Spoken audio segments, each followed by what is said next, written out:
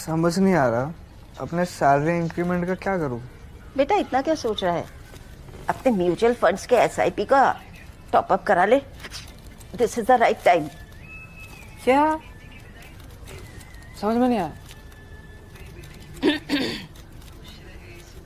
बेटा इतना क्या सोच रहा है?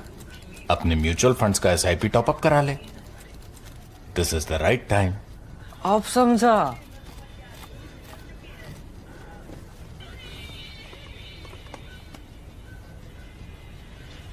Mutual fund investments are subject to market risks.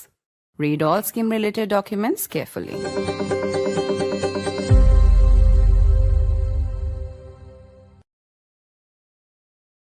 Pakistan is in turmoil yet again. This time, for the first time in the country's history, a former spy chief of the country has been sentenced to jail after a court-martial.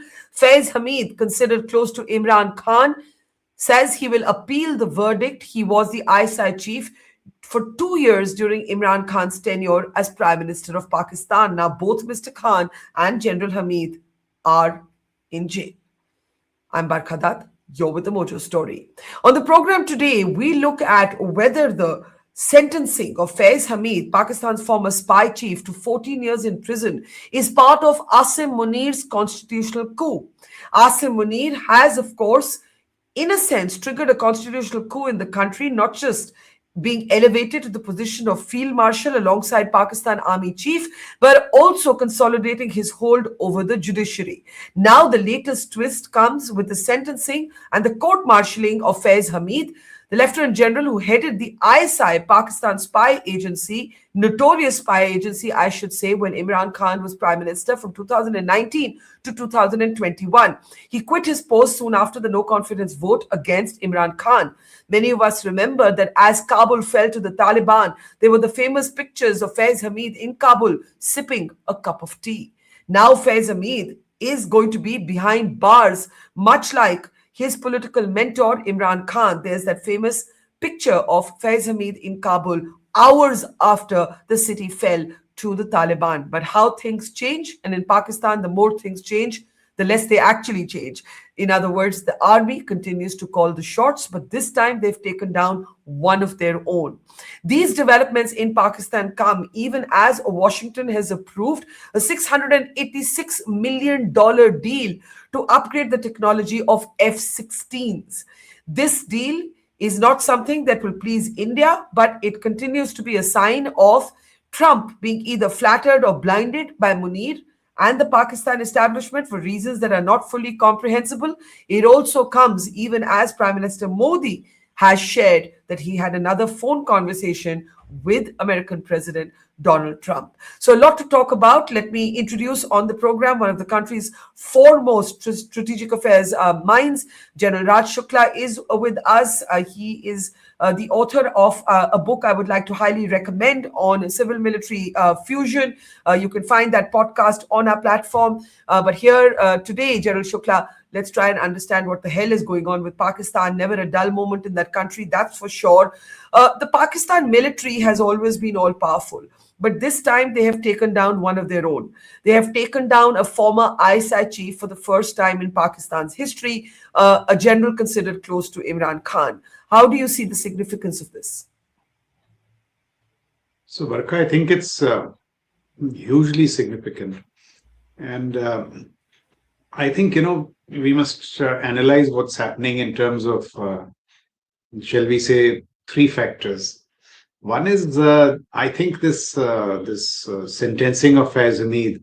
I mean, an ISI chief, 14 years, rigorous imprisonment. What a fall from holding that cup of tea in Kabul to undergoing rigorous imprisonment.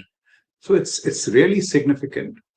But it is, I think, also the larger shadow boxing between Nawaz Sharif and Imran Khan. So there is.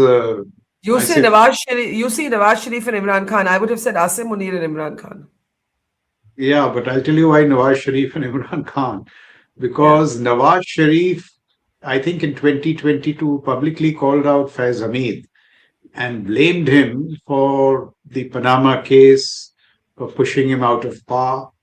And why it is that is the larger fight, because if Imran comes out of jail, that is the end of Nawaz Sharif. So it is very important to keep Imran in jail, and Faiz Hameed is one of the foremost tools.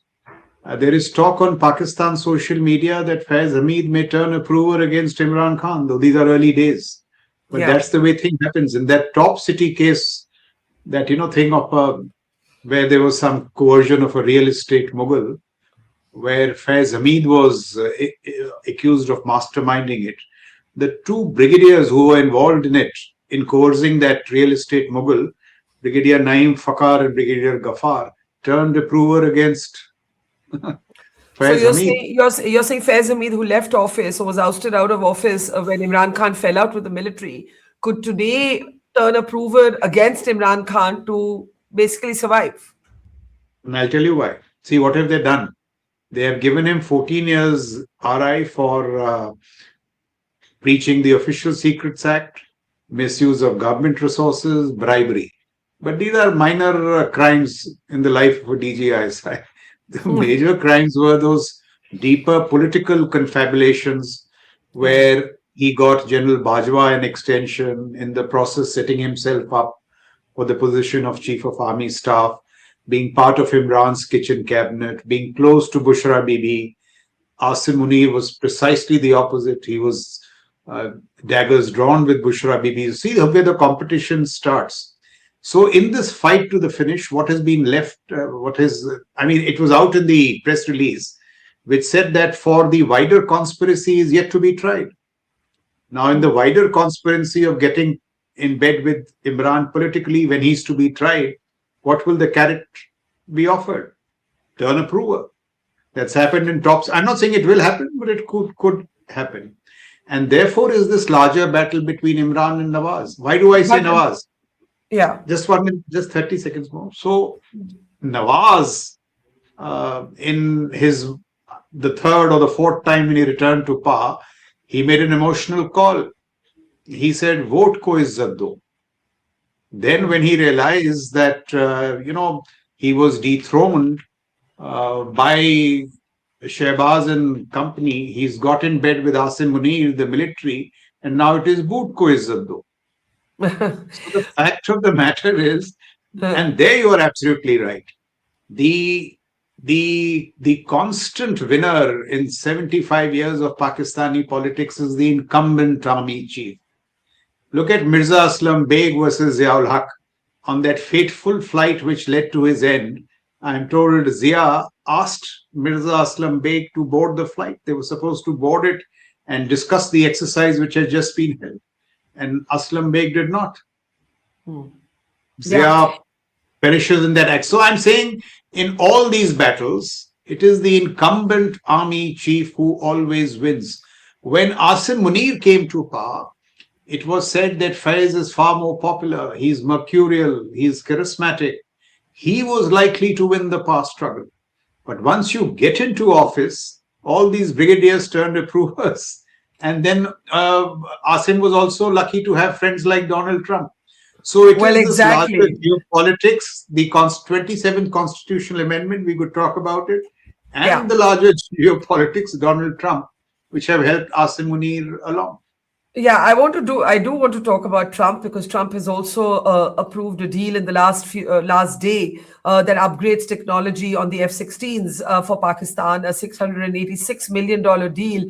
And, as you said, he seems to be either blindsided by Pakistan's flattery on the so-called Nobel dream that he has, or it's the cryptocurrency business links that his family has with Pakistan, or it's God knows what. We don't really know what hold Asim Munir has over Trump. But before I come to that, there's one difference between what's happened this time and what has happened in the past in Pakistan. Pakistan's military has been very good at sort of controlling power from behind the scenes while presenting a facade of an elected government.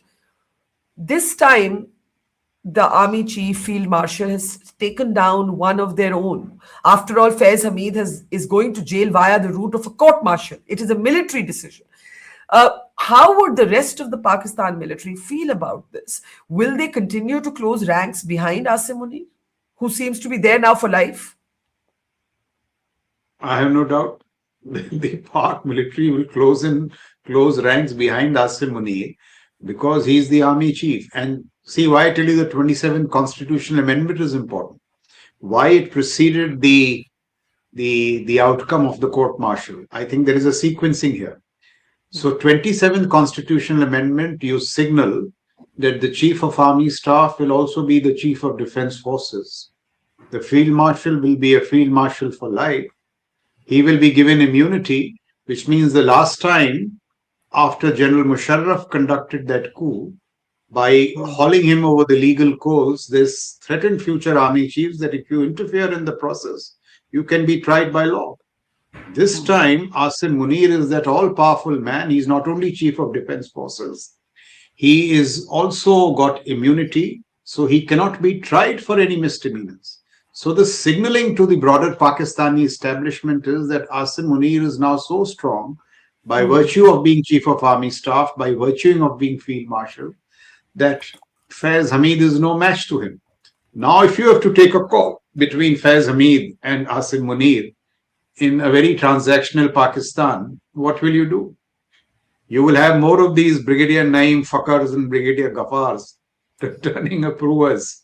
And there is every possibility that the signaling to Faiz Hameed could be that you are one of our own. You will have to pay for what you did, but we could dangle carrots. So the larger objective is Imran Khan, because Imran's popularity remains intact. You speak to anybody, all these machinations have not killed his popularity. But in that famous phrase, the maqbooliyat is not turning into legitimacy, because legitimacy comes only through the office of the Pakistani. So the attack, so the sentencing of Faiz Hameed is actually consolidating the crackdown on Imran Khan. Hameed is seen to be Imran's man. When Imran Khan was ousted from office, there was this sense that the Pakistan army was divided from within, that there were two factions within the military. We saw unprecedented scenes of protesters actually taking on corps commanders and so on that we've never actually seen in Pakistan. Do you believe that that debate has been settled forever as Asim Munir, frankly, consolidates his hold over the country? The courts, the military, the politics, what's left? Now the ISI. Yeah, so all kinds of possibilities. Look at how I just saw half an hour back a video which has gone viral in Pakistan. That is a recording of Faiz Hameed speaking to the boss of PEMRA, which is their media authority, electronic media authority. And look at the crass language that he uses. He speaks like a street thug. Salam alaikum, tum aajkal lift nahi de rahe ho mere ko. So he says, kya baat hai? He says, aapne wo do licenses nahi diye. So the PEMRA boss asks him, Janab, bataiye to masla kya hai? He says, mere ko pata nahi, ye do brigadier aayenge, jo wo kehte hain kar do. Now, why are they being leaked? They are being leaked to, deepen the, what shall I say, the guilt, the political attempts at political engineering in the whole narrative. Pehle kyun nahi batai ye sab cheezein?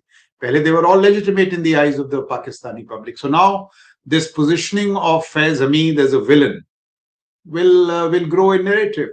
And the other point is, and that may be, that I understand as a soldier, what they did on what they call No Mai, taking out the uniform of, I think, the Corps Commander Lahore and parading it in the streets, that was a direct challenge to the authority of the Pakistan Army. I mean, doing it to a Corps Commander. And I think they have found Faiz Hameed complicit in the whole matter. And now more and more stuff will come out. I suspect it is going to go to Imran's nephew. It is going to, the news will possibly, there is some talk of General Bajwa, sections of the judiciary, Shehbaz Gill, Adil Raja, all these guys will come into this network.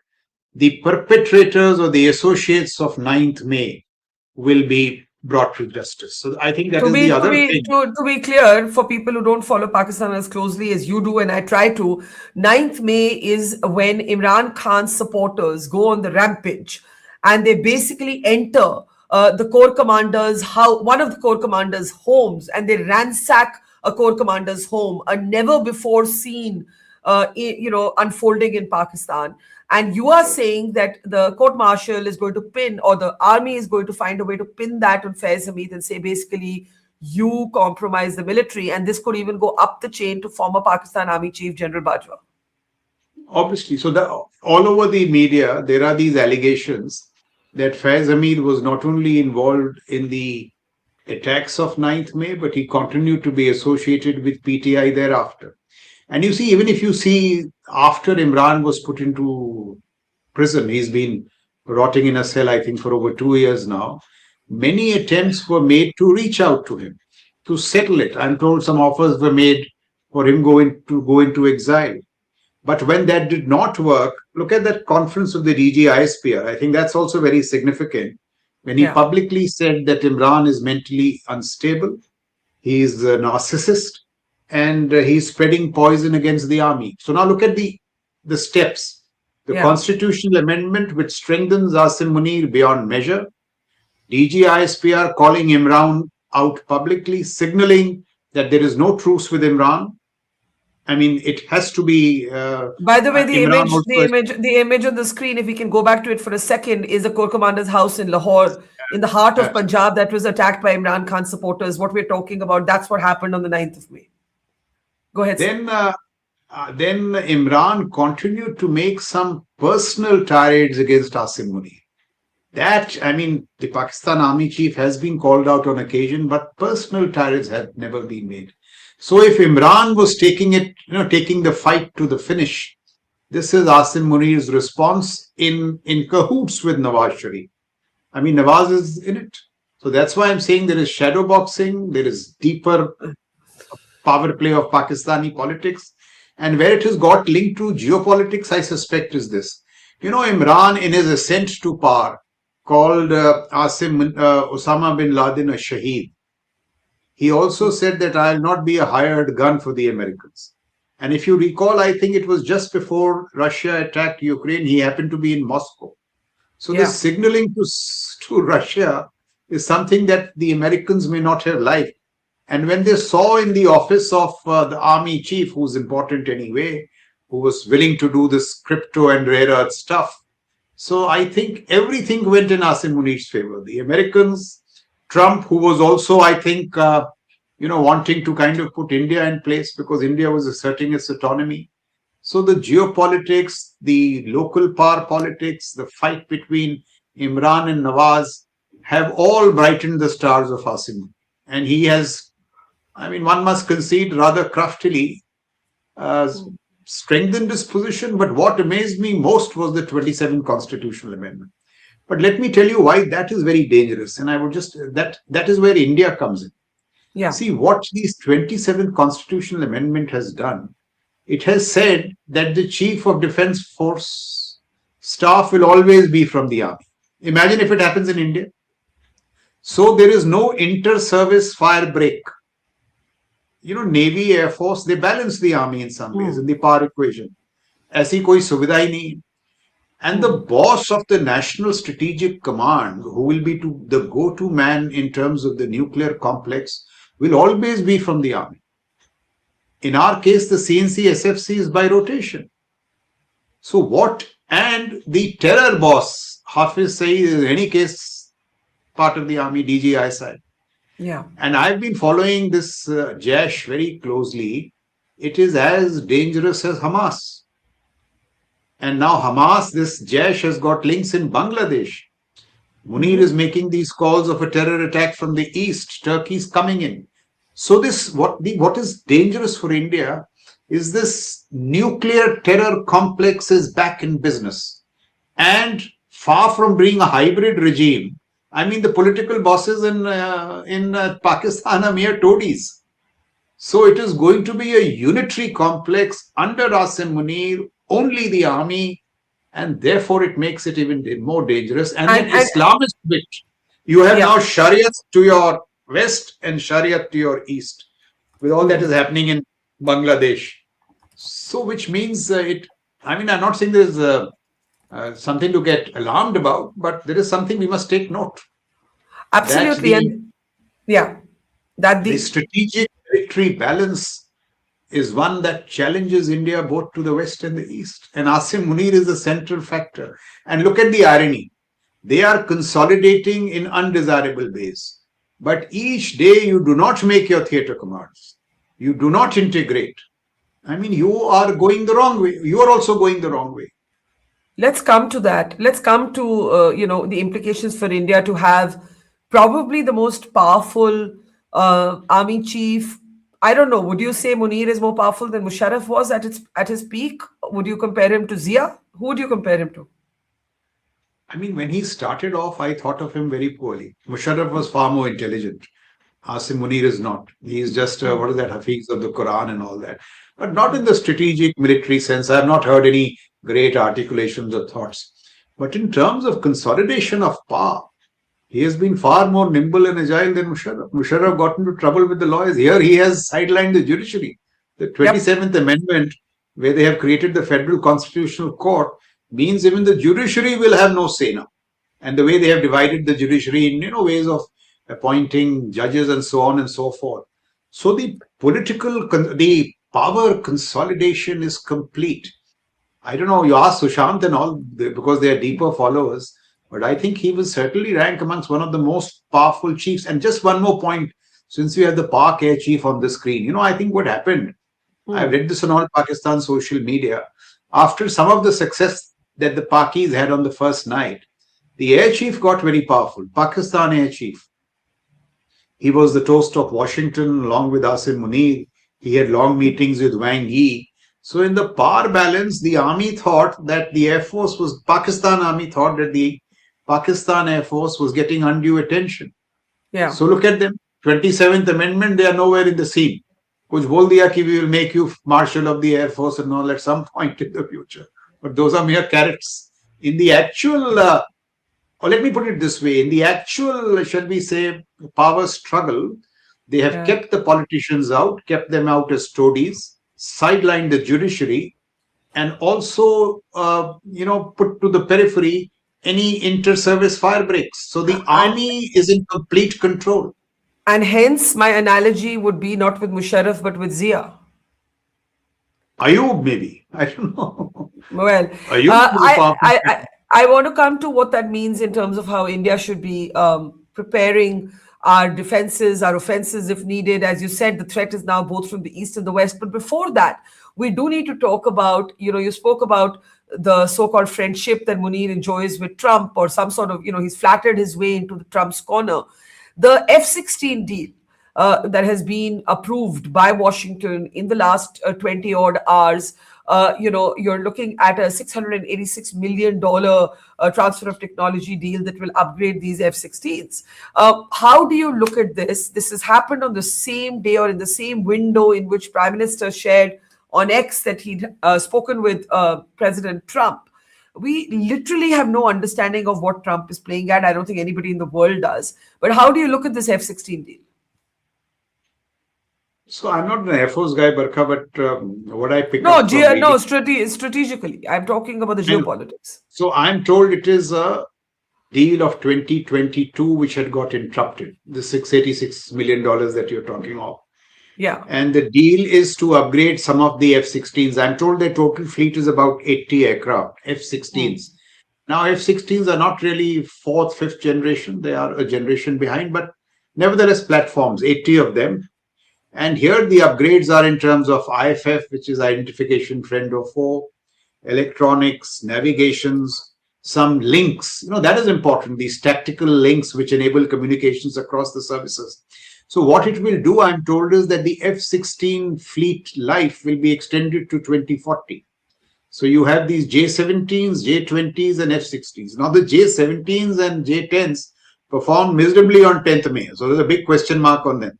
They were retreating backwards. However, the issue is that what I've been following is the Air Chief in Washington, Air Chief in Beijing.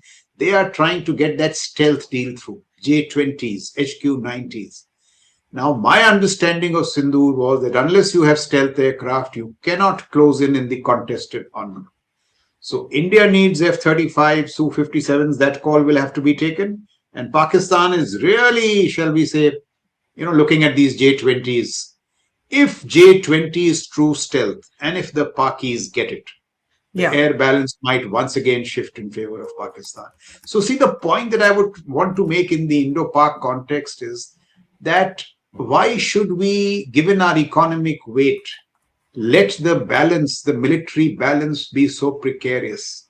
Why not invest in combat overmatch? Such overmatch that Pakistan doesn't even think of doing any of that stuff. Just like Mexico doesn't think of doing anything to the United States. Now, for that, we'll have to, get out of our incremental mindset. Despite all these threats, our defense spending is still 1.98% of the GDP. This is what is something which bothers me a great deal. We must step up our game in terms of investments. I was in Berlin last week. I was amazed, Barkha. Germany is talking of 80 billion euros. They are talking, the whole talk there is of switching to a very strong national security posture. See what's happening in Japan. India is talking about it, but the investments are not flowing. And while we did well on the 10th of May, the balance is precarious. We must invest far more and not keep it, touch and go. It should be combat overmatch. Absolutely. Let me ask you a last question there, General Shukla. The new threats as Pakistan's Asim Munir cozies up to Bangladesh.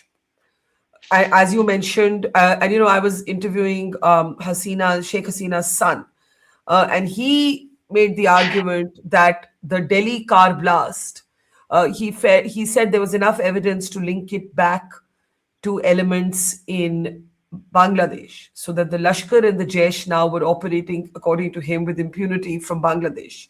You have made a similar assessment about the Jaish-e-Mohammed, at least.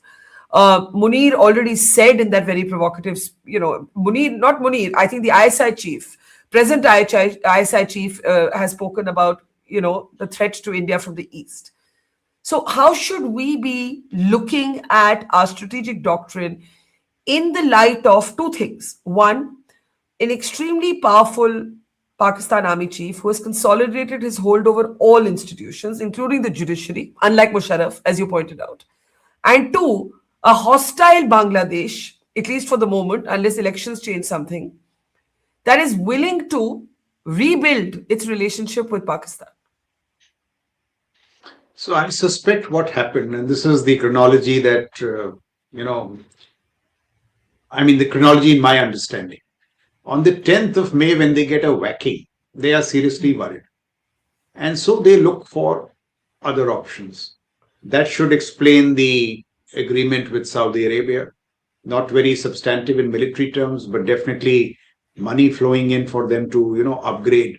Their deep outreach to Turkey. And I've been saying this for a while. Please follow it. The Turkish defense minister, the Minister for Defense Industries in Islamabad and Dhaka.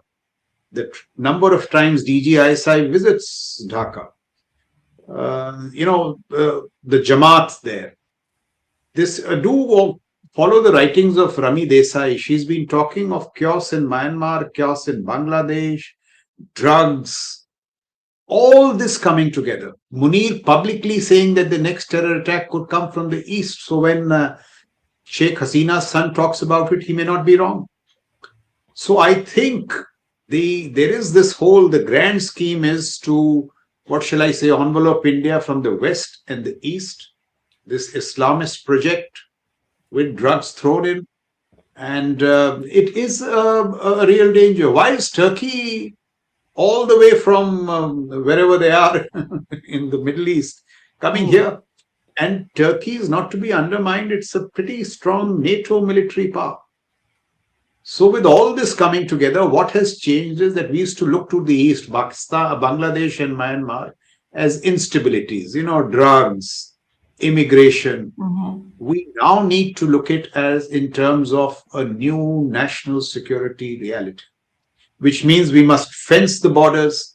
It may sound pretty horrendous if I say this, but just like we have an RR along the western borders, we need some force here. We are so sensitive to our western borders. Our eastern borders are equally porous in terms of all this drugs, illegal immigration, terror. So the next terror attack could come from the east. And therefore, I do know that some steps are being taken by the MOD, by Eastern Command to strengthen our posture in the Sirigud corridor, for instance.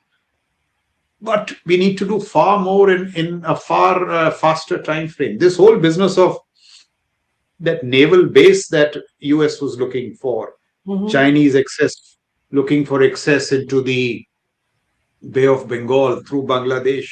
I mean, there is even a maritime threat. So we have to be far more agile, fleet-footed, and faster in our, whatever reactions we have along the eastern horizons. I do sense trouble building up there. Well, I think that's a cautionary note that must be paid attention to, General Shukla. You are often prophetic in your assessments, as with the civil-military relationship that you have devoted a whole book to. It is important to understand that the arrest of Faiz Hameed, though India will shed no tears for him, is part of a larger constitutional coup, is part of the consolidation of Asim Munir's power over Pakistan's institution, and that does have implications for India. Did you have a last word in, General Shukla? So, since you raised this point about civil-military fusion, this theatre command debate is an old debate of the 90s. We have to go towards cross-pollination and complete fusion. So let's stop wasting time on this. This is the year of a remarkable gentleman, Barkha, birth centenary S.K. Sinha, General S.K. Sinha, who was the architect of, reforms in higher defense organizations. He sacrificed his career for this cause. So let's make theatre commands in 25 in a centenary year and not kick the can down the road to 2026. That would be my nth appeal towards theatre commands. Well, that needs a whole different show by itself, and we'll organize one very soon. I think a lot of people don't even understand what is a theatre command, and we need to explain it to the larger public, because this is really about, in the end, the security of India. And that's what we have to understand in the year of Operation Sindoor, in the year of the Telecar blast, in the year of Pahalgam terror attack. Those are the things to remember as 2025 draws to a close. General Shukla, always a pleasure, sir. Lots to learn from you. Always take care. See you soon, sir. Thank you, Barkha. Thanks a lot. All the best to you. Thank you. Bye-bye. It's great to see you here. Thank you for watching our work. If you haven't subscribed yet, don't forget to click the bell icon and subscribe to Voter Story and support independent, robust journalism.